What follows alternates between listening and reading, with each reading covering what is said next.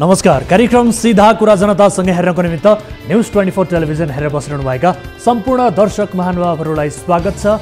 म वीरेन्द्र जैरू। गोरखामा बाबुराम भट्टराईले अबको नयाँ प्रधानमन्त्रीका रूपमा प्रचण्डको नाम लिएका थिए।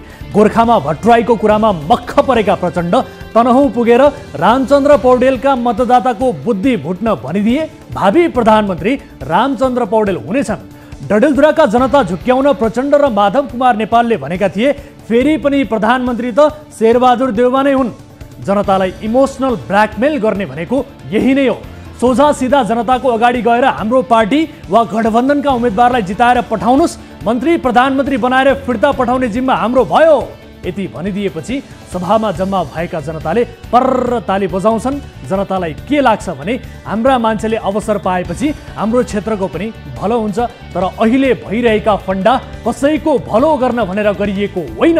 यी त सबै चुनावी दाउपेच मात्रै हुन्। गठबन्धनमा रहेको समाजवादीका अध्यक्ष माधव कुमार नेपालको रौतहट पुगेर त्यहाँका जनतालाई पनि चुनावपछि माधव कमरेड नै प्रधानमन्त्री हुन्छन् है पनि भनिदिने हो कि?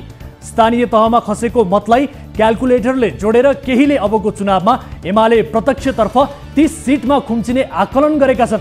हुन पनि हो, स्थानीय तह निर्वाचनमा खसेको मतको हिसाब गर्दा एमालेको पोजिसन यसपटक त्यति राम्रो छैन। तर नजिती नहुने, हारेमा पुरा हस्तिनापुर नै जाने जस्तो चिन्ता यति बेला गठबन्धनलाई छ। गठबन्धनका नेताहरू यसपटक तुलनात्मक रूपमा बढी सुरक्षित देखिएका छन्, तर आतंक गठबन्धनमै मचिएको छ। एउटाले अर्कोलाई प्रधानमन्त्री तोकेका छन्, अर्कोले अर्कोलाई प्रधानमन्त्री तपाईँ नै हो भनेर भनेका छन्। प्रचण्डले मुखले ठिक्क पार्न रामचन्द्र र शेरबहादुर देउवाको नाम त लिइसके, तर आधा आधा कार्यकालवाला बाचा बन्धन पुरा भएन भने उनले नेकपालाई बाँकी राखेनन् भने गठबन्धन आखिर के हो र? यहाँनिर भ्रम नरहोस्, आफ्नो सत्ता, कुर्सी, भोग विलास रमिता पुरा नहुँदा सरकार ढाल्ने, दल फुटाउने प्रवृत्तिमा रमाउने एक्ला पात्र प्रचण्ड होइनन्। संसदीय व्यवस्थाको विकृति देखेर प्रचण्ड आफैले भन्ने गरेका छन् कि संसदीय व्यवस्थामा मलाई विश्वास नै छैन। तर यो व्यवस्थाको खराब, बिग्रेका, सडे गलेका सबै फोहोरी खेलमा प्रचण्ड छोटो समयमै पारङ्गत भए। काङ्ग्रेस एमालेलाई जुन काम गर्न 30 वर्ष लाग्यो, प्रचण्डले 15 वर्षमै सबै सिकेनन् मात्रै, अरूलाई सिकाउने गुरु पनि बने। बितेका 5 वर्ष हामीले न त्यस्तो कुनै समाचार तपाईहरूलाई देखाउन पायौँ, न त हामीले कतै पढ्न पायौँ। सरकारमा रहेका दलका शीर्ष नेताहरूले यी 5 वर्ष गरिबका लागि, किसानका लागि, मजदुरका लागि उपचार गर्ने पैसा नहुँदा अस्पतालकै भवनबाट हामफालेर मर्नेहरूका लागि के गर्न सकिन्छ भनेर कहिले पनि कुनै छलफल नै गरेनन्। 5 वर्षमा 3 वर्ष त केपी ओलीले मात्रै खाए, हामीले खान पाएनौँ भनेर प्रचण्ड र माधव नेपालको रुवावासी सुनियो। शेरबहादुर देउवा प्रधानमन्त्री भएपछि जनादेशका प्रधानमन्त्री केपी ओली हुन्, परामदेशको प्रधानमन्त्री देउवा हुन् भन्दै रोष आक्रोश पोख्ने काम मात्रै भयो। नेताहरूले भाषण गर्नु, जनता अल्मल्याउनु एक आम कुरा हो, तर पढेका, बुद्धिजीवी भनिएका, अझ विदेशतिर ठुल्ठुला वित्तीय संस्थामा काम गरेका र नामका अगाडि दाँ थपिएका सोडिम वाग्लेले गगन थापाको यति धेरै जय जयकार गरिदिए कि सायद गगन थापा स्वयं लाजले पानी पानी भए। वाग्लेले गगन थापाको गुणगान गाउने क्रममा भन्दै थिए, गगनमा मैले राजनेताको छवि देख्न थालेको छु। केपी ओलीलाई उनका भक्तहरूले राजनेता केपी बा भनेको सुन्दा जति बद्धा लाग्छ, सोडिम वाग्लेले गगन थापामा राजनेता भनेको सुन्दा आफै लाजले भुतुक्क भयो होला। यो हेर्नुहोस्। एउटा स्टेट्सम्यान इन द मेकिङ जस्तो मलाई लाग्छ। एउटा नेता त उनी स्थापित रूपमै भइसके, अब 3 चोटि सांसद भए, 4थो चोटि प्रत्याशी छन्, तर एक किसिमको त्यो राजनेताकै झलक आउने खालको व्यवहार पनि उनले पछिल्ला दिनहरूमा देखाइरहेका छन्। एउटा स्टेट्सम्यान इन द मेकिङ जस्तो मलाई लाग्छ। एउटा नेता त उनी स्थापित रूपमै भइसके, अब 3 चोटि सांसद भए, 4थो चोटि प्रत्याशी छन्, तर एक किसिमको त्यो राजनेताकै झलक आउने खालको व्यवहार पनि उनले पछिल्ला दिनहरूमा देखाइरहेका छन्। दर्शकहरू, यो जरुर हो कि आजका दिनमा गगन थापा धेरै नेपालीका लागि एक आस लाग्दा नेता हुन्, तर उनको चाकडीमा आजसम्म कुनै बेरोजगार, कुनै लालची, कुनै बेकुप, कुनै विद्वान, कुनै नेता कार्यकर्ताले पनि राजनेता भनेका थिएनन्। यति मात्र होइन, स्वयं गगन थापा आफैले पनि यस्तो आशा राख्दैनन्। एउटा शिक्षकलाई आफ्नो क्षमतामा आफैलाई शङ्का भएपछि दलको झोला बोक्छ रे, एउटा कर्मचारीलाई आफ्नै कार्य सम्पादनमा विश्वास लाग्न छाडेपछि दलको झोले बन्छ रे अनि राजनैतिक दलको छहारीमा आफ्ना कमजोरी लुकाएर जागिर पकाइरहन्छ। यदि यो नियम विद्वानहरूको हकमा पनि लागू हुन्छ भने सोडिम वाग्ले र बाँकी तमाम झोला बोक्ने विद्वानहरूलाई के भन्ने होला? आउनु सुरु गरौँ जनताको चासो गुनासो र प्रश्न सहितको विशेष कार्यक्रम सीधा कुरा जनतासँग।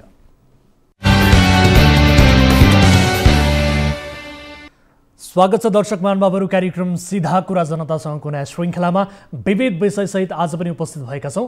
न्युज 24 टेलिभिजनबाट प्रत्यक्ष रूपमा प्रसारित भइरहेका छौँ। आम नागरिकका चासो गुनासो र प्रश्नहरूलाई समेट्दै ती विषयको जवाबदेहिता खोज्ने, समाधान खोज्ने यस कार्यक्रममा आज हामीले विशेष गरी राष्ट्रिय भूमि आयोगका अध्यक्ष नै निर्वाचन आचार संहिता विपरीत झापामा विश्वप्रकाश शर्मालाई जिताउनका लागि उनले जिते मात्रै भूमिहीनहरूलाई जग्गा दिइने भन्दै चेतावनी दिन थालेका छन्।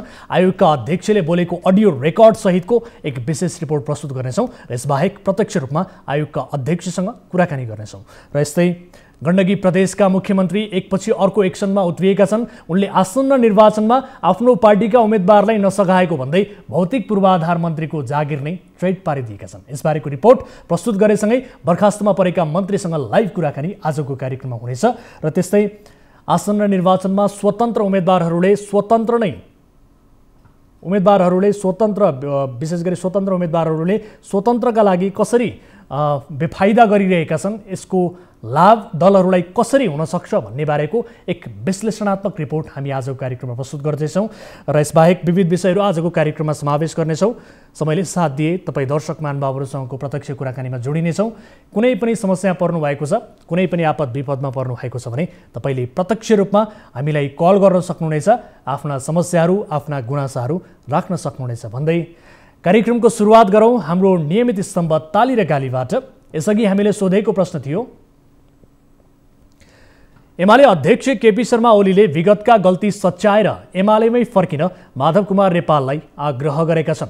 अध्यक्ष ओलीको यस्तो आग्रह नेपालले स्वीकार गर्छन् भन्नेले तालीमा र गर्दैनन् भन्नेले गालीमा भोट गर्नुपर्ने थियो। जसअनुसार 32.54% तालीमा र 67.46% गालीमा मत जाहेर गर्नुभएको छ। अर्थात् माधव कुमार नेपालले अध्यक्ष ओलीको आग्रह स्वीकार गर्दैनन् भन्नेमा बढी मत देखिएको छ, गालीमा दर्शकहरूले बढी मत व्यक्त गर्नुभएको छ। अब ताली र गालीका लागि आजको प्रश्न यस प्रकार छ, निर्वाचन बहिष्कारको आह्वान गर्न बागलुङमा नेपाल कम्युनिस्ट पार्टी मसालले आयोजना गरेको शान्तिपूर्ण सभामा प्रहरीले हस्तक्षेप गर्दै केहीलाई पक्राउ गरेको छ। शान्तिपूर्ण कार्यक्रममा प्रहरी हस्तक्षेप उपयुक्त हो भन्नेले तालीमा र होइन भन्नेले गालीमा भोट गर्नुहोला। हाम्रो पात्रोको एप्लिकेसनमा गएर ताली र गालीका लागि भोट गर्न सक्नुहुनेछ र भोटिङ सुरु हुन्छ। अब आजको पहिलो विषय, राष्ट्रिय भूमि आयोगको काम भूमिहीनहरूको पक्षमा ठोस कार्यक्रम ल्याउने हो, तर यो आयोगका अध्यक्ष नै काङ्ग्रेसको झोला बोकेर जिल्ला जिल्ला दौडिएका छन्। भूमिहीनहरूको बस्तीमा पुगेर उनले मतदातालाई भन्ने गरेका छन्, काङ्ग्रेसले चुनाव नजिते तिमीहरूले जग्गा पाउँदैनन्, काङ्ग्रेसले चुनाव जिते भूमि पाउने, काङ्ग्रेसले हारे नपाउने भन्नुको मतलब यो देशको भूगोलमा काङ्ग्रेसको मात्रै हैकम चल्ने हो। स्थानीय तह निर्वाचनमा काङ्ग्रेस नेत्री आर्जु राणाले काङ्ग्रेसले नजितेको पालिकामा बजेट नपठाउने भनेर मतदाता तर्साएकी थिइन्। भन्नका लागि जनता सार्वभौम बनिएको छ, तर दल र तिनका कार्यकर्ताले जनतालाई भेडा बाख्रा भन्दा बढी कहिले पनि देखेनन्। हाम्रो दललाई भोट दिएनौ भने तिमीहरूलाई बाँकी राख्दैनौ भन्ने आशयमा भोट माग्ने काम भइरहेको छ। राष्ट्रिय भूमि आयोगका अध्यक्ष केशव निरौलाले झापामा गरेको हरकत सम्बन्धी रिपोर्ट टिभी जर्नलिस्ट युवराज आचार्यको सहयोगमा तयार पारेका छौँ। हेरौँ यो विशेष रिपोर्ट।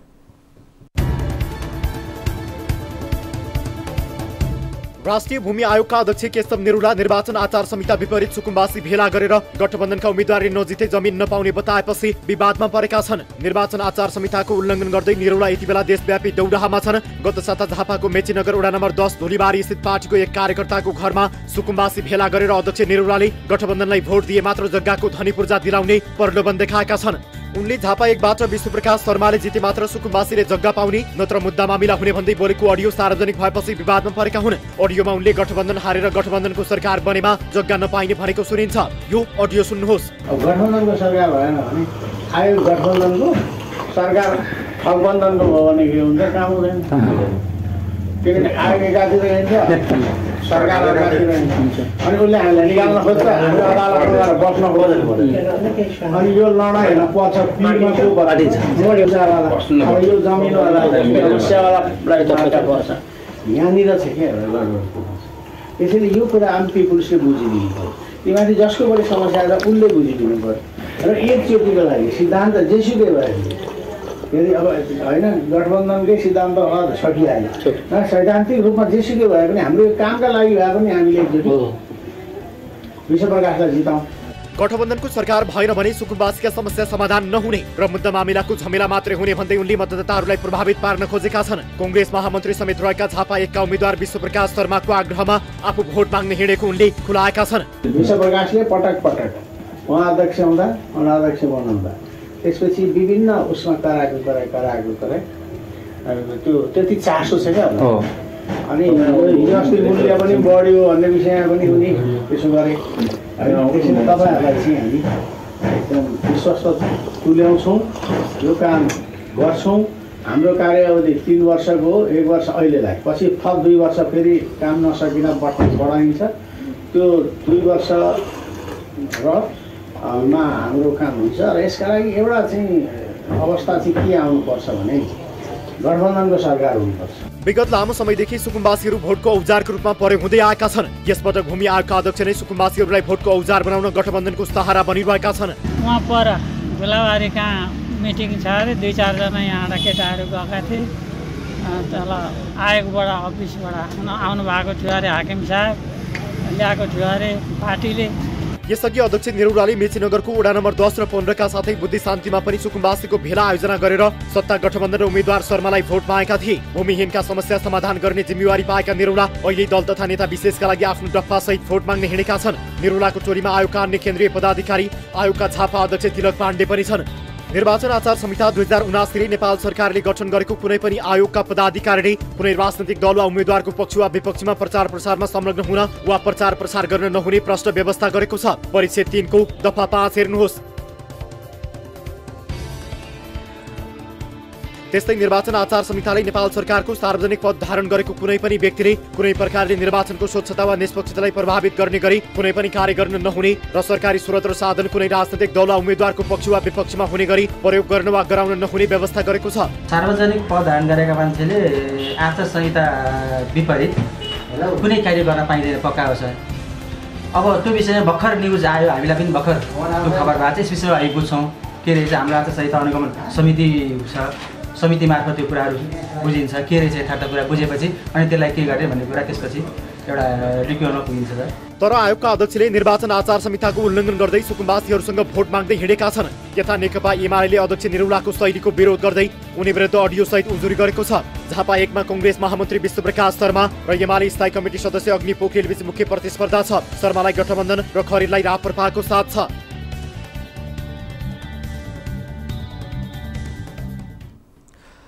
दर्शकहरू यस विषयमा कुराकानी गर्नका लागि हामीसँग टेलिफोन सम्पर्कमा जोडिनु भएको छ राष्ट्रिय भूमि आयोगका अध्यक्ष केशव निरौला। अध्यक्षजी यहाँलाई स्वागत छ कार्यक्रम सीधा कुरा जनतासँगमा। हजुर नमस्कार। हजुर अब राष्ट्रिय भूमि आयोगको अध्यक्षको जिम्मेवारी कांग्रेसको चुनावी प्रचारक बन्ने हो सर? होइन त्यो कांग्रेसको प्रचारक बन्ने विषय नै रहेन नि। हामी त आचार संहिता मानेर हिँड्ने मान्छे।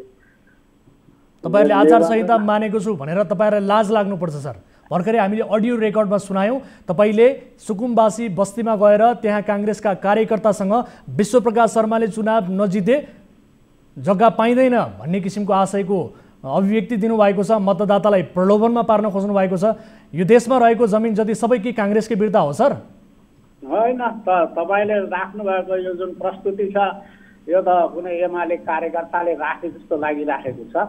यो कसै कांग्रेसको बपौती पनि होइन बिर्ता पनि होइन। नेपालको संविधान अनुसार र भूमि ऐन अनुसार भूमि आयोगले काम गरिराखेको छ र गरिरहन्छ। सर हेर्नुस् है तपाईले आचार संहिता स्वीकार गर्ने कुरामा राष्ट्रिय भूमि आयोगले आचार संहिता देशमा लाग्नुभन्दा अगाडि नै निर्वाचन आयोगको पत्रको आधारमा हामीले यो 31 गते नै भदौ 31 गते नै देशभरि सबै भूमि आयोगका कामहरूलाई स्थगन गर्ने निर्णय र परिपत्र गरिसकेको विषय। एकैछिन सुन्नुहोस् है, तपाईले भन्नुभयो तपाईले सोधेको प्रश्नको आशय एमालेको कार्यकर्ता छ भने यो तपाईले बोलेको कुरा चाहिँ तपाई फिर्ता लिनु होला है सर। सबैभन्दा पहिले यो सबै तपाईँ फिर्ता लिनु। तपाईँले बोलेको अडियो हामीले सुनाएका छौँ।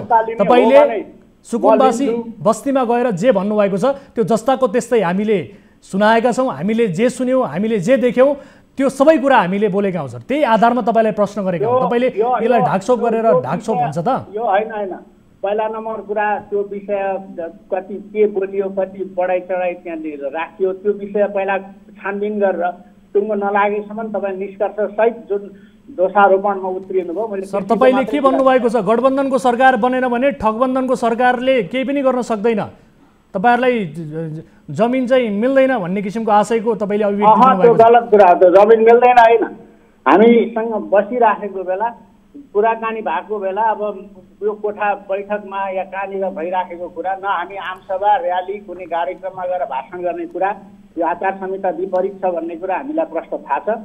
अब चिया गफमा आदि इत्यादिमा भएका कुराहरूलाई अतिरञ्जित गरेर जुन प्रस्तुत गरिएको छ त्यो चाहिँ आपत्तिजनक छ। हेर्नुहोस् है, तपाईँ यसअघि मेचीनगरको 10 नम्बरमा पनि पुग्नुभयो, 15 नम्बरमा पनि पुग्नुभयो, बुद्ध शान्ति भन्ने टोलमा पनि पुग्नुभयो। त्यहाँ सुकुम्बासीको भेला आयोजना गरेर तपाईँले सत्ता गठबन्धन र त्यहाँ त्यसका उम्मेदवारलाई भोट माग्नु भएको कुरा छ। तपाईँ विरुद्ध उजुरी समेत परेको छ सर, यो गलत हो? होइन होइन, यस्तो म त मेरो रिलेटिभहरू सब झापामा छन्। हजुर, अब यो चुनावको सन्दर्भभन्दा अगाडि बुद्ध शान्तिको चाहिँ हामीले पूर्जा बाँड्ने नापजाँच गर्ने यी सबै कार्यहरू गरिराखेको छौँ, गर्नै पर्यो नि होइन र? संविधानमा लेखेका कुरा, मौलिक हक हो जनता सुकुम्बासीले जग्गा पाउने कुरा। जब आचार संहिता सुरु भयो त्यसपछि हामीले हाम्रा कार्यहरू स्थगन गरेका छौँ। सर एकैपटक सुन्नु होला, तपाईँले भन्नुभयो, तपाईँले जुन बोल्नु भएको छ, जे बोल्नु भएको छ जस्ताको त्यस्तै हामी दर्शकलाई पनि सुनाउँछौँ, तपाईँलाई पनि सुनाउँछौँ। एकैछिन म पनि शान्त रहन्छु, यो सुनौ है त। हस्, कृपया यो आयो गठबन्धनको सरकार ठगबन्धनको भयो भने के हुन्छ? काम हुँदैन। किनभने आयोग एकातिर हिँड्छ, सरकार एकातिर हिँड्छ, अनि उसले हामीलाई निकाल्न खोज्छ, हामी अदालतमा गएर बस्न खोज्छ। अनि यो लडाइँ पछि पिरमा को बराइन्छ? अब यो जमिनवाला समस्यावालालाई मार्का पर्छ, यहाँनिर छ क्या। त्यसैले यो कुरा आम पिपुल्सले बुझिदिनु पर्यो। तिमीले जसको बढी समस्या छ उसले बुझिदिनु पर्यो र एकचोटिको लागि सिद्धान्त जेसुकै भयो फेरि अब होइन, गठबन्धनकै सिद्धान्त सकिहाल्यो र सैद्धान्तिक रूपमा जेसुकै भए पनि हाम्रो कामका लागि भए पनि हामीले एकचोटि अध्यक्ष हुँदा अनाध्यक्ष बनाउँदा त्यसपछि विभिन्न उसमा कराएको त्यो त्यति चासो छ क्या। अनि हिजो अस्ति मूल्य पनि बढ्यो भन्ने विषयमा पनि उनी त्यसो गरे होइन। त्यसैले तपाईँहरूलाई चाहिँ हामी एकदम विश्वस्त तुल्याउँछौँ, यो काम गर्छौँ। हाम्रो कार्यावधि 3 वर्षको, 1 वर्ष अहिलेलाई, पछि थप 2 वर्ष फेरि काम नसकिन बढाइन्छ। त्यो 2 वर्ष र मा हाम्रो काम हुन्छ र यसका लागि एउटा चाहिँ अवस्था चाहिँ के आउनुपर्छ। अध्यक्षजी सुन्नुभयो? हजुर सुने मैले। तपाईँले एकचोटिका लागि सिद्धान्त जे भयो भने गठबन्धनलाई भोट दियौँ, विश्वप्रकाश शर्मालाई जिताउँ भनेर बोल्नुभयो कि भएन भन्नुहोस्? मलाई यो आचार संहिता लागेपछि बोलेको याद छैन। आचार संहिताको कुरा छोड्नु न, तपाईँले बोल्न पाउनुहुन्छ, कुनै पार्टी विशेषलाई, कुनै उम्मेदवार विशेषलाई तपाईँले लिएर बोल्न पाउनुहुन्छ, मतदातालाई प्रभावित पार्न पाउनुहुन्छ सर। राष्ट्रिय भूमि आयोगको अध्यक्ष तपाईँ, निर्वाचन आचार संहिता तपाईँले पढ्नु भएको छ सर? निर्वाचन आचार संहिता सुनाऊ म तपाईँलाई? होइन होइन, मैले आचार संहिता पढाएको छु, त्यसैले आचार संहिताको कुरा मानेरै त हामीले सारा भूमि आयोगको काम स्थगन गरेका छौँ भनिराखेकै छु नि मैले।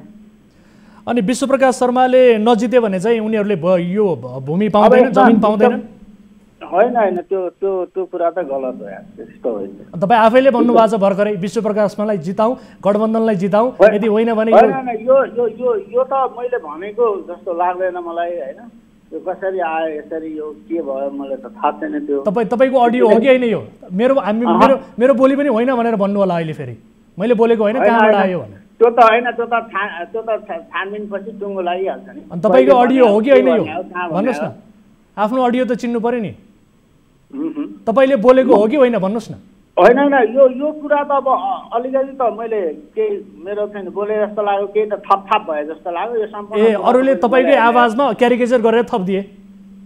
हुन पनि सक्छ नि त्यो त। गोकुल बास्कोटाको शैली जस्तै भयो नि त यो त, होइन? गोकुल बास्कोटाजीले पनि त्यसै भन्नुहुन्थ्यो, यो अडियो मेरो होइन, 70 करोड बारे मैले केही पनि बोलेको होइन, कसरी आयो, कतै कतै जोडेको हो, सूचना प्रविधिको दुरुपयोग गरेको हो भनेर उहाँले भन्नुभएको थियो। त्यस्तै शैलीको आयो त। अब त्यो त मलाई थाहा भएन। हजुर। तर अब यसरी मैले सिधै चाहिँ यसलाई भोट दिनु उसलाई भोट दिनु भनेर चाहिँ तपाईले बकैदा नाम लिएरै भन्नुभएको छ। मैले अडियोमै सुनाएँ, दर्शकहरूले सुन्नु भएको छ, दर्शकहरू हाँस्नुहुन्छ सर तपाईले त्यसो भन्नुभयो भने। केही कुराहरू भएका थिए। अब साथीभाइहरूसँग बस्दाखेरि सुकुम्बासी आएर मसँग कुरा गर्दा कुरा भएको हो, होइन? हजुर।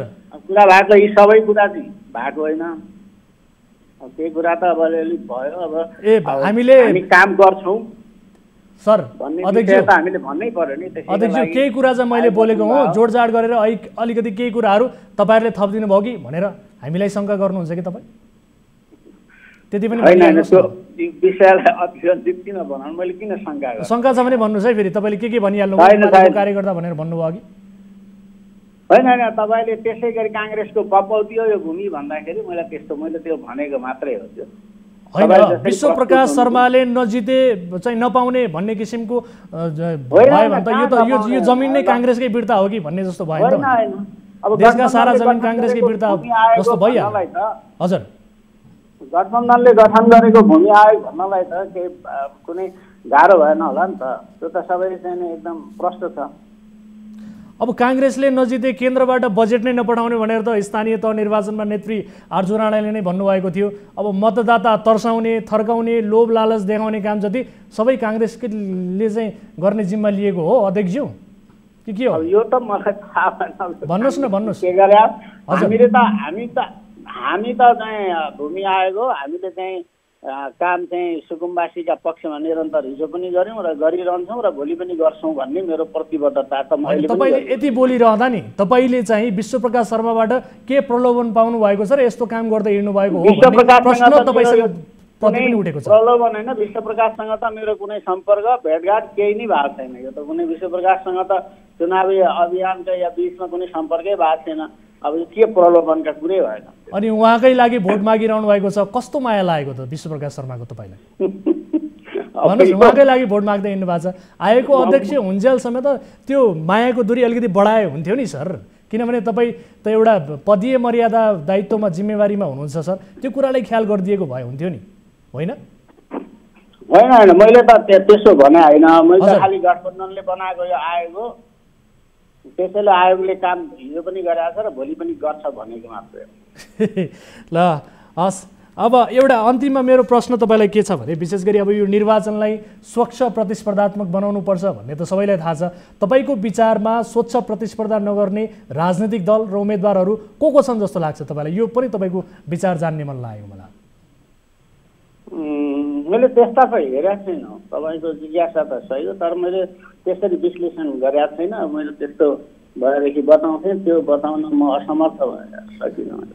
होइन, कसैप्रति तपाईँले आरोप लाउनु पर्नेछ भने लगाइदिनुहोस् न। त्यसै पनि तपाईँ गठबन्धन पक्षकै मान्छे जस्तो लाग्यो मलाई।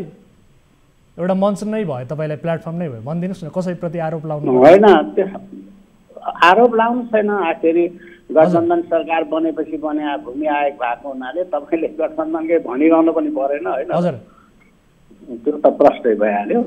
हस्, तपाईँ विरुद्ध आरोप लाउने त्यस्तो केही प्रमाणहरू, त्यस्तो केही मैले तथ्यहरू देखा पनि छैन। त्यसैले नभए त भन्थे पनि होला, मलाई त्यस्तो त भनेको देशमा स्वच्छ प्रतिस्पर्धा भइरहेछ भन्ने बुझ्नु पर्यो, होइन त?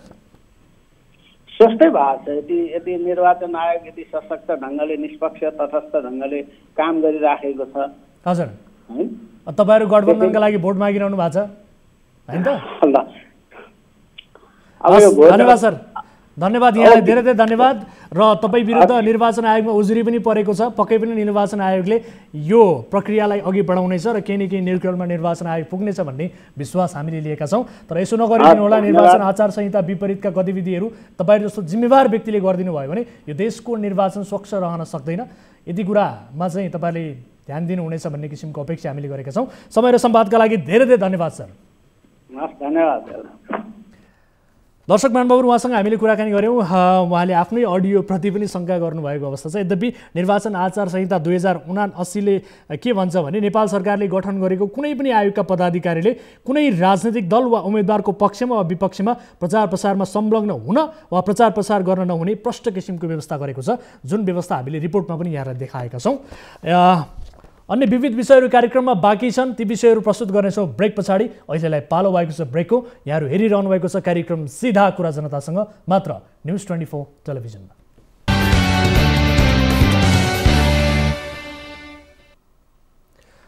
ब्रेकपछि स्वागत छ दर्शकहरू कार्यक्रम सीधा कुरा जनतासँगमा। अब अर्को विषय, गण्डकी प्रदेशका मुख्यमन्त्री कृष्णचन्द्र पोखरेल एकपछि अर्को मन्त्री हटाउने काममा व्यस्त भएका छन्। मन्त्री हटाउनु पर्ने कारण सरकारभित्रै कुनै खटपट भएर चाहिँ होइन, गठबन्धनभित्रका मामिलालाई मुख्यमन्त्री पोखरेलले क्याबिनेटमा प्रवेश गराएका छन्। गठबन्धन विरुद्ध काङ्ग्रेसबाटै मन्त्री बनेका कुमार खड्का अघि बढेको कुरा थाहा पाएपछि खड्कालाई दलले नै कारबाही गर्न सक्थ्यो, तर उनलाई तह लगाउन मुख्यमन्त्री पोखरेल अघि बढे। मुख्यमन्त्रीको काम प्रदेशको विकासमा हुनुपर्थ्यो, तर ध्यान नै जति सबै राजनीतिमा मात्रै केन्द्रित छ। चुनावमा पनि राजनीति, चुनावपछि पनि राजनीति, विद्यालय अस्पतालमा समेत राजनीति प्रवेश गराउने दलहरूको यो शैलीले आज देशले दुःख पाएको छ। गण्डकीका मुख्यमन्त्रीको पछिल्लो एक्सन बारेको यो विशेष रिपोर्ट हेर्नुहोस्।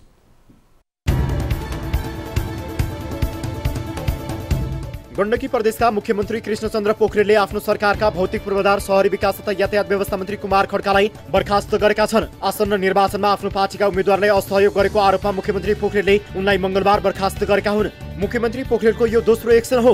यसअघि उनले ऊर्जा, जलस्रोत तथा खानेपानी मन्त्री हरिशरण आचार्यलाई पनि बर्खास्त गरेका थिए। आचार्यमाथि पनि सत्ता गठबन्धनका उम्मेद्वार हराउन एमालेलाई सहयोग गरेको आरोप थियो। गोर्खा क्षेत्र नम्बर 2 मा प्रचण्ड विरुद्ध भोट मागेको भन्दै मुख्यमन्त्री पोखरेलले उनको मन्त्री पद नै चोइट पारिदिएका थिए। प्रचण्डसँगै बाबुराम भट्टराईदेखि प्रधानमन्त्री तथा नेपाली कांग्रेसका पार्टी सभापति शेरबहादुर देउबासम्मले मुख्यमन्त्रीलाई भनेर आचार्यलाई हटाउन लगाएका थिए। मन्त्री पदबाट बर्खास्त भएर गते कार्यक्रम सीधा कुरा जनतासँगको कुराकानीमा आचार्यले आफूलाई सत्ता गठबन्धनका शीर्ष नेताहरूले नियत नै साधेर हटाएको बताएका थिए। बर्खास्त त बाबुराम भट्टराईको आलोचक भएर मात्रै गरियो, त्योभन्दा बाहेक अरू केही छैन यसमा। अहिले मुख्यमन्त्री पोखरेलले आफ्नो पार्टीका कांग्रेसका उम्मेद्वार विरुद्ध भोट मागेको भन्दै खड्कालाई समेत निशाना बनाएका छन्। खड्का गण्डकी प्रदेश सरकारका प्रवक्ता समेत थिए। एकपछि अर्को गर्दै ऊर्जा तथा जलस्रोत र भौतिक पूर्वाधार, शहरी विकास तथा यातायात मन्त्रीलाई हटाएपछि यी दुवै मन्त्रालयको जिम्मेवारी मुख्यमन्त्री आफैसँग राखेका छन्। प्रदेश प्रमुख कार्यालयको यो पत्र हेर्नुहोस्। मन्त्री खड्का नेपाली कांग्रेसका निवर्तमान सांसद हुन्। उनी 2074 सालमा समानुपातिक सांसद भएका थिए। खड्का कास्की क्षेत्र नम्बर 2 को प्रदेशसभा क्षेत्र नम्बर 6 मा उम्मेद्वार हुन आकांक्षी थिए, तर कांग्रेसले बिन्दु कुमार थापालाई उम्मेद्वार बनाएपछि उनी असन्तुष्ट बनेका थिए। आसन्न निर्वाचनमा कांग्रेसले माओवादी, समाजवादी र लोकसभासँग गठबन्धन गरेको छ। सत्ता गठबन्धनका उम्मेद्वारलाई हराउन चुनावी गतिविधिमा सक्रिय भएको भन्दै मुख्यमन्त्री पोखरेलले एकपछि अर्को मन्त्रीले आफ्नो निशाना बनाइरहेका छन्।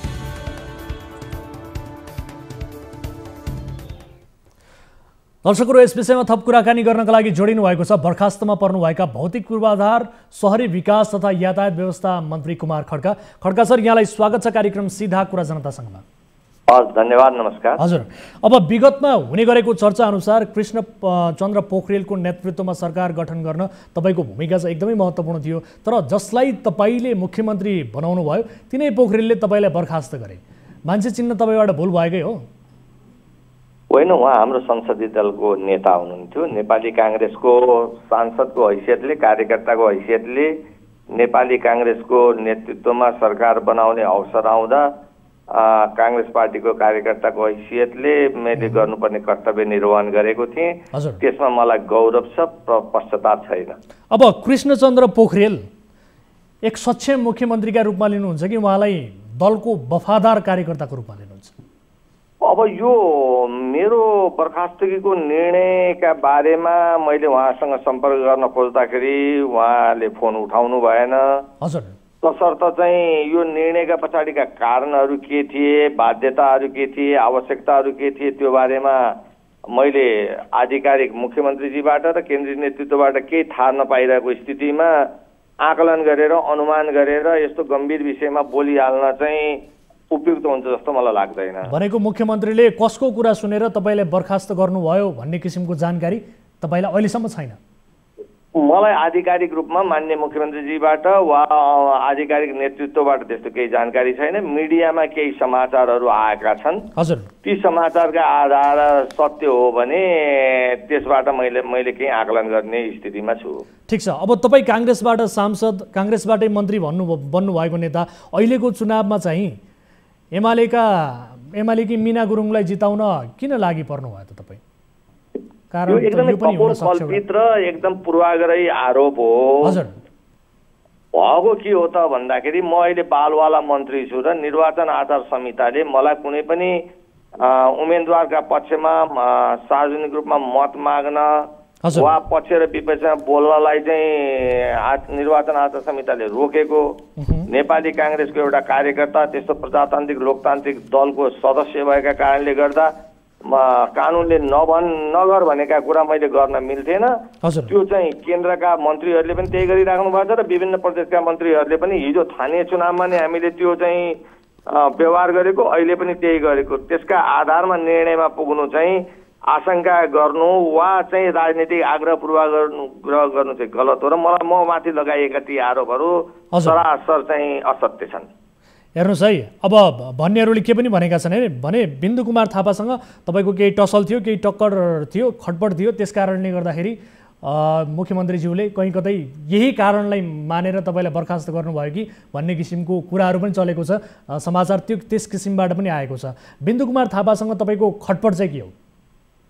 होइन, खटपट हुनुपर्ने विषय केही पनि छैन। उहाँ र म एउटै निर्वाचन क्षेत्रको चाहिँ बाट प्रतिनिधित्व गर्थ्यौँ र अहिले पनि कास्की जिल्लाको क्षेत्र नम्बर 2 को खबाट प्रदेश सभा सदस्य उम्मेदवारको लागि दाबी गर्दा हामी 6 जना व्यक्ति दाबी गर्दा उहाँ र म पनि त्यही निर्वाचनबाट दाबी गरेका थियौँ। फेरि म अहिले समानुपातिक निर्वाचन प्रणालीबाट निर्वाचित भएका कारणले गर्दा पुनः समानुपातिक निर्वाचन प्रणालीमा जान नमिल्ने हुँदा मसँग चाहिँ प्रत्यक्षमा दाबी गर्नुको विकल्प थिएन। उहाँले पनि दाबी गर्नुभयो। अब पार्टीले केही सोचेर उहाँलाई टिकट दियो, त्यसलाई मैले सहर्ष स्वीकारेर आएको छु। त्यसमा उहाँसँग मेरो खटपट हुनुपर्ने, टसल हुनुपर्ने त कुनै पनि कारण त मैले देख्दिनँ राजनीतिमा। त यो त स्वाभाविक हो त।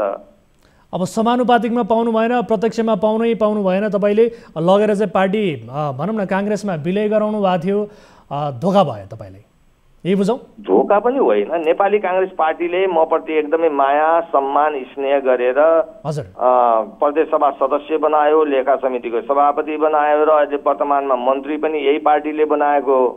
तसर्थ चाहिँ पार्टीसँग मेरो केही पनि गुनासो छैन। पार्टीले मलाई दिनुपर्ने सम्मान र अवसर दिएको छ।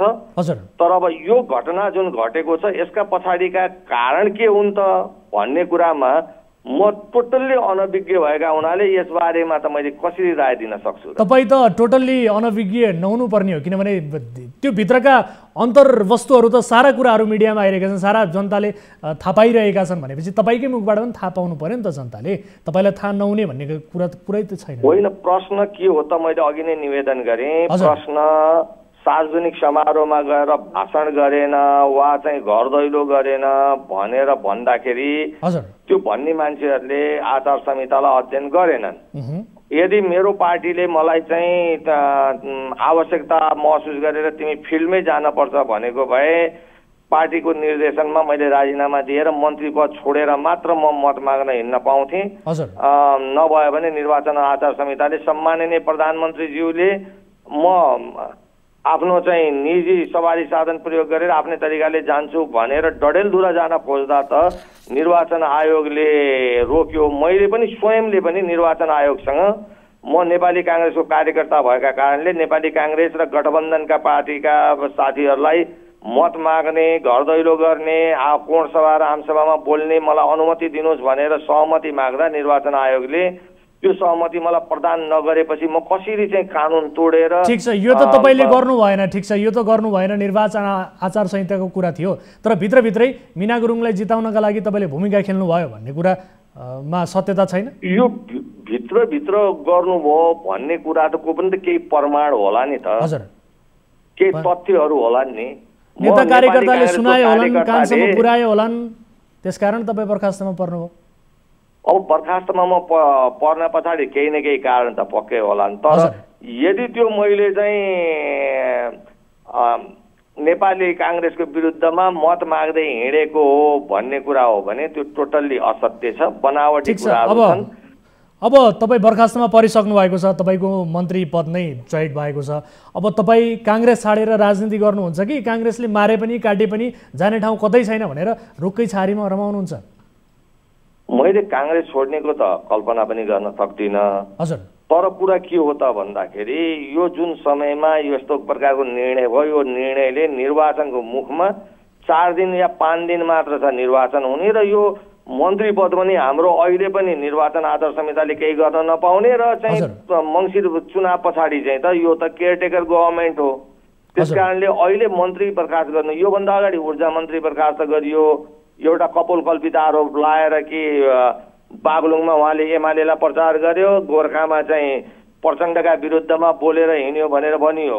अहिले आएर चाहिँ उहाँको बागलुङ जाँदै नगएको प्रमाणित भएको छ, र मन्त्री पद बर्खास्त भएपछि पनि गोर्खामा आदरणीय प्रचण्डलाई जिताउनका निम्ति सबभन्दा बढ्ता खट्ने भनेको त्यो पूर्व ऊर्जा मन्त्री हुनुहुन्छ। भनेपछि हिजो उहाँप्रति गरिएका शङ्का र शङ्काका आधारमा गरिएका चाहिँ सजाय गलत थियो भन्ने प्रमाणित भएको छ। त्यस्तै अहिले पनि मेरा बारेमा अनुमानका भरमा केही मानिसहरूले चाहिँ राजनीतिक इबी साध्ने भरमा दिएका सूचनाका आधारमा यदि यो निर्णय भएको भने यसले गठबन्धन र नेपाली काङ्ग्रेसलाई मङ्सिर 7 को निर्वाचनमा राम्रो गर्छ त भन्ने प्रश्न अहिले पोखरामा यत्रतत्र उठिरहेको छ। भनेपछि यसअघिको दृष्टान्तलाई पनि हेर्ने, यसअघिको चाहिँ मुख्यमन्त्रीको एक्सनलाई पनि हेर्ने हो भने मुख्यमन्त्रीको यो एकपछिको अर्को एक्सनलाई चाहिँ गलत हो भनेर भन्न सकिन्छ? तपाईँहरूको ठम्याइ यही हो?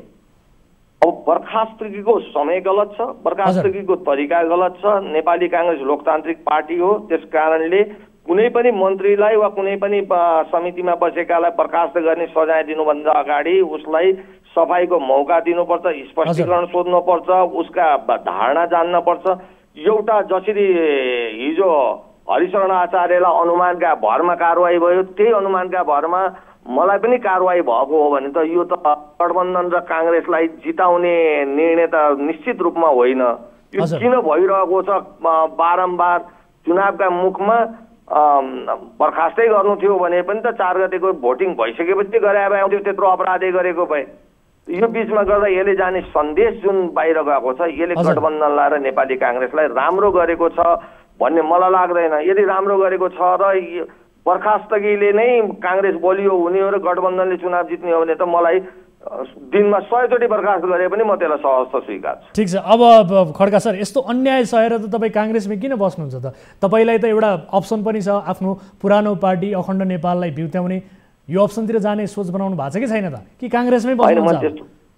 काङ्ग्रेसले मलाई सम्मान गरेको छ, अवसर दिएको छ। एउटा क्याबिनेटबाट बर्खास्तगीले चाहिँ काङ्ग्रेसप्रति चाहिँ विद्रोह गर्नुपर्ने कुरा हुन्छ जस्तो मलाई लाग्दैन। म अझै पनि केन्द्रीय नेतृत्व र मुख्यमन्त्रीबाट चाहिँ मेरो अपराधको कुरा के हो भन्ने कुराको जानकारी लिन चाहन्छु। यदि यो निर्णय गलत तरिकाले पार्टीलाई अहित हुने गरेर, पार्टीलाई नोक्सान हुने गरेर कसैले गरेको छ भने त नेपाली काङ्ग्रेसले चाहिँ निर्वाचन पछाडि त त्यस्तो तत्त्वहरूलाई, त्यस्तो प्रवृत्तिलाई त उसैले एउटा निर्णयमा पुग्छ। मलाई नेपाली काङ्ग्रेसको नेतृत्वप्रति विश्वास छ। यदि मलाई अन्यायपूर्ण तरिकाले यो बर्खास्तगीको निर्णय गरिएको हो वा मलाई बर्खास्तगी गरेर काङ्ग्रेसलाई र गठबन्धनलाई कमजोर गराउन खोजिएको हो भने त केन्द्रीय नेतृत्वले यस्तो प्रवृत्तिलाई त दण्डित गर्नुहुन्छ। त्यो मेरो भन्दा पनि काङ्ग्रेसका नेता र शीर्षस्थ नेताहरू हुनुहुन्छ मेरा आदरणीय, उहाँहरूले गर्ने निर्णय हो। यसमा मैले अहिले धेरै उत्तेजनामा आएर आवेगमा आएर बोलिराख्नुपर्छ जस्तो मलाई लाग्दैन। हस् खड्का सर, यो महत्त्वपूर्ण समय र संवादका लागि म तपाईँलाई धेरै धेरै धन्यवाद दिन चाहन्छु। हस्, धन्यवाद। दर्शक महानुभावहरू, गण्डकी प्रदेशका मुख्यमन्त्री एकपछि अर्को एक्सनमा उत्रिएका छन् र आज मात्रै विशेष गरी भौतिक पूर्वाधार मन्त्रीलाई आफ्नो पदबाट हटाइदिएका छन्, मन्त्री पद नै चयन पारिदिएका छन् र त्यो जिम्मेवारी मुख्यमन्त्री आफैले लिएका छन्। यसबारेमा कुराकानी गऱ्यौँ।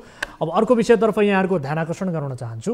कथामा रोमाञ्चक मोड तब आउँछ जब कुनै अप्रत्याशित घटना घटित हुन पुग्छ। यो नियम निर्वाचनमा पनि लागू हुन्छ। कुनै एक नेताले वर्षौँदेखि किल्ला जमाएर बसेको क्षेत्रमा अर्को उम्मेदवारले जितको झण्डा फहराउँदा निश्चय नै राजनीतिमा रोमाञ्चकता थपिन्छ। यसपटक नेपालका कुन कुन जिल्लाका कुन कुन निर्वाचन क्षेत्रले अनपेक्षित नतिजा दिन सक्लान् त? यो मामिला बढी रोचक बन्दैछ। काठमाडौँ उपत्यकामा पनि केही निर्वाचन क्षेत्रमा युवा उम्मेदवारले वर्षौँदेखि पकड जमाएर बसेकाहरूलाई चुनौती दिन खोजिरहेका छन्। राजधानी बाहिर पनि केही जिल्लामा फरक नतिजा आउने आकलन भइरहेको छ। त्यसमध्येको एउटा निर्वाचन क्षेत्र हो चितवन क्षेत्र नम्बर 1। चितवन 1 के कारण अहिले बढी पेचिलो बनिरहेको छ त? टिभी जर्नलिस्ट केदार शर्माले पठाएको यो रिपोर्ट हेर्नुहोस्।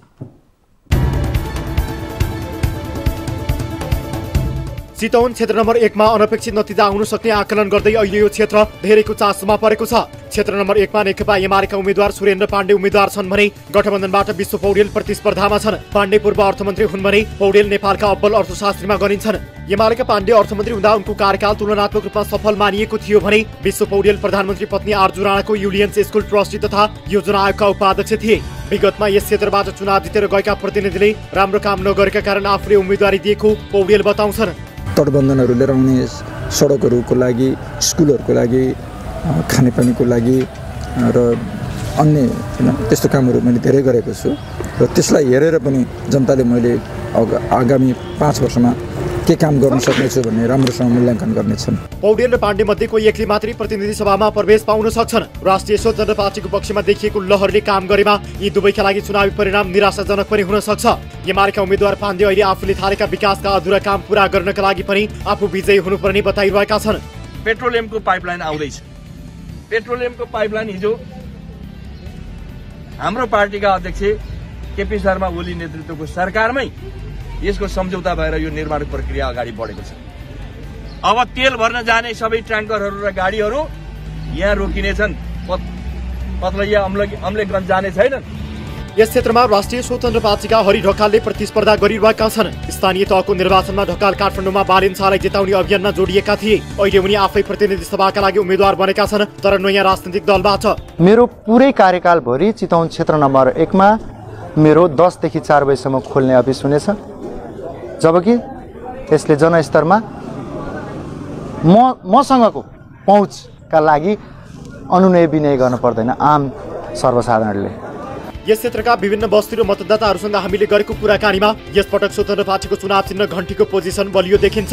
एक अनलाइन न्युज पोर्टलले गरेको केही फरक प्रकृतिको सर्वेक्षणमा स्वतन्त्र पार्टीका हरि ढकाललाई 150 मध्ये 28% भोट दिने बताएका थिए। गठबन्धनका पौडेललाई 23%, एमालेका पाण्डेलाई 16% मत दिने बताएको सो अनलाइनले उल्लेख गरेको थियो। स्थानीय तहको निर्वाचनमा गठबन्धन बढियो, तर बदलिएको छ मतदाताको मन। चितवन 1 मा पर्ने रत्नगर नगरपालिका, खैरहानी नगरपालिका र राप्ती नगरपालिकामा एमाले पराजित भएको थियो। रत्नगर र खैरहानीमा नेपाली कांग्रेस र राप्तीमा नेकपा यसले जितेको थियो। स्थानीय तहको निर्वाचनमा मतदाताको जस्तो मोड थियो त्यही कायम रहने हो भने गठबन्धनका तर्फबाट कांग्रेसका उम्मेद्वार विश्व पौडेललाई चुनाव जित्न कुनै समस्या छैन।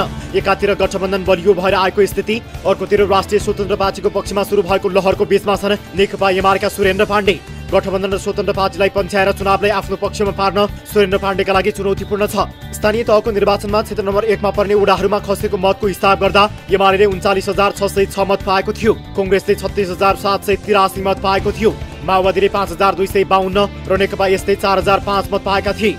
गठबन्धनमा रहेका दलहरूको मत जोड्दा 46,000 भन्दा बढी मत एमालेका उम्मेद्वार हराउन पर्याप्त छ, तर यसबीच चितवनमा चुनावी माहौल फेरिएको छ। त्यस्तै 2076 सालको संसदीय निर्वाचनमा समानुपातिक तर्फ यो क्षेत्रबाट एमाले 39,900 मत पाएको थियो भने नेपाली कांग्रेसले 30,750 र माओवादी केन्द्रले 8,078 मत पाएको थियो। तर राष्ट्रिय स्वतन्त्र पार्टीको प्रवेशले गर्दा यो निर्वाचन क्षेत्रलाई त्रिपक्षीय प्रतिस्पर्धामा बदलिएको छ। यस क्षेत्रमा राष्ट्रिय स्वतन्त्र पार्टीबाट धेरै आशा राखेर भन्दा पनि कांग्रेस एमालेसँग दिक्क भएर वा आक्रोशित भएर उक्त दललाई मत दिन्छु भन्नेहरू धेरै छन्। पुरानाहरूलाई चाहिँ केही पनि गरेन, यत्रो वर्षसम्म के गर्न सकेर तिनीहरूले अब पनि के गर्न सक्छन् र भन्ने चाहिँ उनीहरूको विचारधारा र सबै मान्छेहरूको नेपाली आम जनताहरूको त्यस्तो भइरहेको छ। चितवन 1 मा मतदाताले नयाँ राजनीतिक दलका उम्मेद्वारलाई यसपटक मौका दिन्छन् वा पुरानै नेतालाई अनुमोदन गर्छन्? यो प्रश्नको जवाबका लागि केही दिन पर्खिनै पर्ने भएको छ।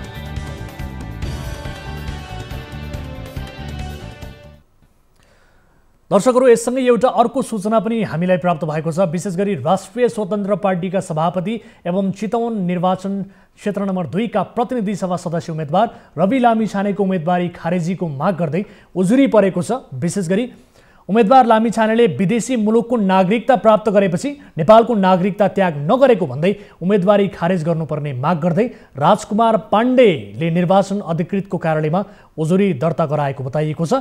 यस सम्बन्धमा निर्वाचन आयोगका उपमहान्यायाधिवक्ता उपन्यायाधिवक्ता गुरुप्रसाद वाग्ले के भन्छन् एकैछिन यो सुनौ। राजकुमार पाण्डेले प्रतिनिधि सभा सदस्य निर्वाचन क्षेत्र नम्बर 2 चितवनका उम्मेदवार रवि लामिछानेले चाहिँ विदेशी मुलुकको नागरिकता प्राप्त गरेपछि नेपालको नागरिकता कायम नरहने हुँदा उहाँले चाहिँ त्यो नागरिकता त्याग्नु भएको छैन, उहाँको उम्मेदवारी खारेज गरिपाउँ भनेर उजुरी प्राप्त भएकोमा हामीले चाहिँ कानुनी व्यवस्था अनुसार उक्त उजुरीमा कानुन बमोजिम गर्न भनेर प्रतिनिधि सभा सदस्य निर्वाचन क्षेत्र नम्बर 2 चितवनको निर्वाचन अधिकृतलाई फरवार्ड गरेका छौँ, पत्रचार गरेका छौँ। त्यसपछि उहाँले सम्बन्धित व्यक्तिबाट स्पष्टीकरण प्राप्त गरेर त्यो आयोगमा प्राप्त भइसकेपछि त्यसपछि थप प्रक्रिया अगाडि बढ्छ। दर्शकहरू, निर्वाचन आयोगका उपन्यायाधिवक्ताले कानुनी व्यवस्था अनुसार चितवन 2 को निर्वाचन अधिकृतको कार्यालयमा उक्त उजुरीबारे जानकारी गराएको बताएका छन् र निर्वाचन अधिकृतले सम्बन्धित व्यक्तिबाट स्पष्टीकरण प्राप्त गरेर आयोगमा पठाइसकेपछि यसबारे थप प्रक्रिया अघि बढ्ने उनको भनाइ छ। यो विषयलाई यही थाती राख्छौँ र चितवनको चुनावी माहौल कस्तो छ, विशेष गरी चितवन 1 को यसबारे हामीले रिपोर्ट प्रस्तुत गऱ्यौँ र यति बेला कोही दर्शक हामीसँग जोडिनु भएको छ, आफ्नो गुनासोसहित उहाँसँग कुराकानी गर्छौँ। लगभग कार्यक्रमको अन्त्यतिर हामी आइसकेका छौँ, उहाँसँग छोटो कुराकानी गरौँ। टेलिफोन सम्पर्कमा हुनुहुन्छ। नमस्कार, कहाँबाट को बोल्दै हुनुहुन्छ? म इटरीबाट केशव खैल बोलिरहेको छु। केशवजी, यहाँ कुन ठाउँबाट जोडिनु भयो? म इटहरीबाट जोडिरहेको छु। इटहरीबाट। तपाईँ के समस्या पर्नुभयो, के का लागि हामीलाई सम्पर्क गर्नुभयो? मैले यो नेपालको तपाईँको प्रदेश नम्बर 1 को कोशी अस्पताल विराटनगरको अवस्थाको विषयमा। हजुर। के भने यो एउटा तपाईँको सरकारी हस्पिटल जसलाई तपाईँको यो प्रदेश नम्बर 1 को मुटुको रूपमा लिइन्छ, तर त्यो निजी अस्पताल र सरकारी अस्पतालको भिन्नता हेर्दाखेरि तपाईँको धेरै फरक देखिने होइन। हजुर। त्यहाँ के देख्यो भने मैले आफै क्लाइन्ट्स भएर गएको अवस्थामा त्यहाँको अवस्थाहरू बुझ्दा परिसर एकदमै घिनलाग्दो अवस्था भए जस्तो देखिएको। त्यसको विषयमा अनि इमर्जेन्सीमा एम्बुलेन्स पुग्ने बित्तिकै बिरामी रेस्क्यु गर्ने टोली र ट्रली रेडी अवस्थामा हुनुपर्ने त्यस्तो अवस्था नभएको, ट्रलीहरू घिनलाग्दो खिया नै खिया भएको, बिरामीले खानको लागि राख्ने ट्रे बक्स अत्यन्तै पुरै खिया र मैलो भएको, स्लाइन पानी झुन्ड्याउन प्रयोग गरिने स्ट्यान्ड घिनलाग्दो भएको, बेडसिट सफाचट नभएको देखिएपछि त्यहाँ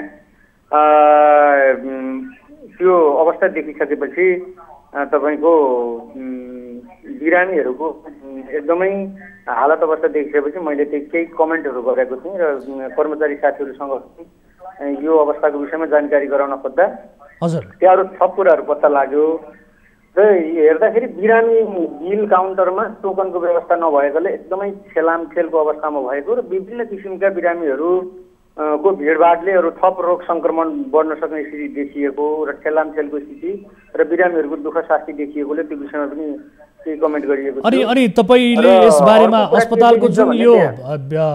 अस्पतालको जुन विषयमा तपाईले कम्प्लेन गर्नुभयो, यो कम्प्लेन तपाईले अस्पताल प्रशासनका व्यक्तिहरूलाई पनि गर्नुभयो कि अथवा हामीलाई पहिलो पटक सुनाउँदै हुनुहुन्छ? इमर्जेन्सी भित्रको प्रशासन के हो भन्ने कुरा गरियो, त्यस पछाडि अस्पताल प्रशासनको विषयमा केही खोज्दै जाँदा केही कुराहरू आधिकारिक ठ्याक्कै यही मान्छेको हो कसले जवाब दिने भन्ने कुरा चाहिँ आएन। तर भित्र नाम नखोलाइएको केही कर्मचारीहरूबाट आएको थियो। त्यहाँ चाहिँ उहाँहरूको पनि अलिकति गुनासो के छ भने भित्र रूपमै अस्पतालको 24 बेडको अस्पताल आइसियु 24 बेडको आइसियु भएकोलाई अहिले 12 बेडको आइसियुमा झारेको अवस्थामा पाइयो होइन। हजुर। र कस्तो देखियो भने त्यहाँ 3.5 अर्बको भवन तपाईँको प्रोजेक्ट एकदम लथालिङ्ग अवस्थामा धेरै तपाईँको लगभग 1-1.5 वर्षदेखि अगाडिको भवनको काम थाल्नुपर्नेमा त्यो लथालिङ्ग अवस्थामा छ र यो चाहिँ लगभग कालो सूचीमा पर्नुपर्ने ठेकदारलाई कालो सूचीमा सरकारले नराखिकन अहिले यस्तो खालको चाहिँ कन्स्ट्रक्सनलाई दिएर चाहिँ अहिले यसको काम अगाडि बढेको छैन सर। र विभिन्न खालको यसमा के देखियो भने पटक पटक मिडियाको मान्छेहरू भनी आउने अनि रिपोर्ट लिएर एक खालको जाने, तर यसको विषयमा कहीँ कतैबाट पनि कुरा आउँदैन।